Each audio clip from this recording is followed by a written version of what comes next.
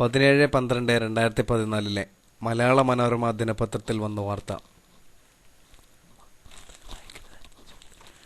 പാക് സ്കൂളിൽ താലിബാൻ ചാവേർ ആക്രമണം, 150 മരണം, കുഞ്ഞുങ്ങളെ കൊന്നൊടുക്കി. ലോകത്തെ നടുക്കിയ ഭീകരത. ആക്രമണം സൈനിക മേഖലയിലെ സ്കൂളിൽ. കുട്ടികൾക്ക് മുന്നിൽ അധ്യാപകനെ ചുട്ടുകൊന്നു. പെഷാവർ.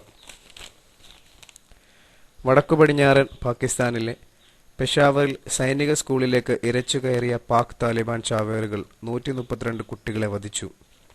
അധ്യാപകരടക്കം 9 സ്കൂൾ ജീവനക്കാരും കൊല്ലപ്പെട്ടു. ആക്രമണം നടത്തിയ 9 ഭീകരരെ സൈന്യം വധിച്ചു. ആകെ 150 മരണം. 118 കുട്ടികളടക്കം 130 പേർക്ക് പരിക്കുണ്ട്. പലരുടെയും നില ഗുരുതരമാണ്. ക്ലാസ് മുറികളിൽ കയറിയിറങ്ങി വെടിയുതിർത്ത ഭീകരർ എതിർക്കാൻ ശ്രമിച്ച കുട്ടികളെ നിരത്തി നിർത്തി വെടിവെച്ചതായും കുട്ടികളുടെ മുന്നിൽ അധ്യാപകനെ തീ കൊളുത്തിയതായും സ്ഥിരീകരിക്കാത്ത റിപ്പോർട്ടുണ്ട്.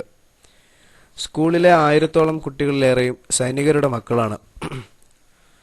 500-ഓളം പേരെ ഭീകരർ മണിക്കൂറുകളോളം ബന്ദികളാക്കി. കൊല്ലപ്പെട്ട കുട്ടികളിൽ 5-നും 16-നും ഇടയ്ക്ക് പ്രായമുള്ളവരാണ്. തങ്ങളുടെ നിയന്ത്രണത്തിലായിരുന്ന ഖൈബർ പഖ്തുൻഖ പ്രവിശ്യയിൽ പാക് സൈന്യം നടത്തുന്ന ഭീകരവേട്ടയ്ക്കെതിരായ പ്രതികാരമെന്നാണ് സ്കൂൾ ആക്രമണം പ്രതികാരമെന്നാണ് പാക് താലിബാൻ പറഞ്ഞത്. പട്ടാളം ഞങ്ങളുടെ കുടുംബങ്ങളെ ലക്ഷ്യമിടുന്നത് കൊണ്ടാണ് ഞങ്ങൾ സ്കൂൾ ലക്ഷ്യമിടുന്നത്. ഈ വേദന നിങ്ങൾ അറിയണം, താലിബാൻ വക്താവ് പറഞ്ഞു. ഇന്നലെ രാവിലെ ഇന്ത്യൻ സമയം 10:30-ഓടെയാണ് സൈനിക വേഷധാരികളായ 9 ഭീകരർ സ്കൂളിൽ എത്തിയത്. ലോകത്തെ നടുക്കിയ ഭീകരതയെ 8 മണിക്കൂർ നീണ്ടു. വൈകിട്ട് 6:30-ഓടെ പാക് സൈന്യം അവസാന ഭീകരനെയും വധിച്ചു. സ്കൂൾ വളപ്പിൽ കടന്ന ഭീകരർ പുറത്തുണ്ടായിരുന്ന വാഹനങ്ങൾക്ക് തീയിട്ടു. ഓഡിറ്റോറിയത്തിലെത്തി കുട്ടികളെ ബന്ദികളാക്കി. ഓടി രക്ഷപ്പെടാൻ ശ്രമിച്ച കുട്ടികൾക്ക് നേരെ വെടിയുതിർത്തു. ഇതിനിടെ ചാവേറുകളിൽ ഒരാൾ പൊട്ടിത്തെറിച്ചു. തുടർച്ചയായി വെടിവെപ്പും സ്ഫോടനങ്ങളുമുണ്ടായി.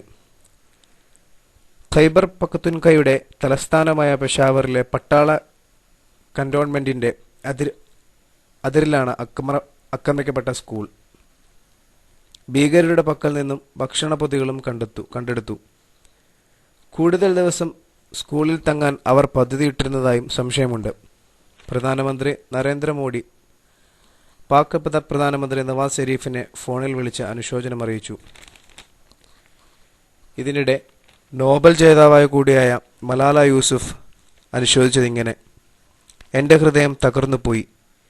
ഈ ഭീരുത്വമാർന്ന നടപടിയെ ഞാൻ അപലപിക്കുന്നു. സർക്കാരിനും പാകിസ്ഥാനും സൈന്യത്തിനുമൊപ്പം നിലകൊള്ളുകയും ചെയ്യുന്നു. ലോകത്തെ കോടിക്കണക്കിന് ആൾക്കാർക്കൊപ്പം ഞാനും ദുഃഖം പങ്കുവയ്ക്കുന്നു. പക്ഷേ ഞങ്ങൾ ഒരിക്കലും തോക്കില്ല.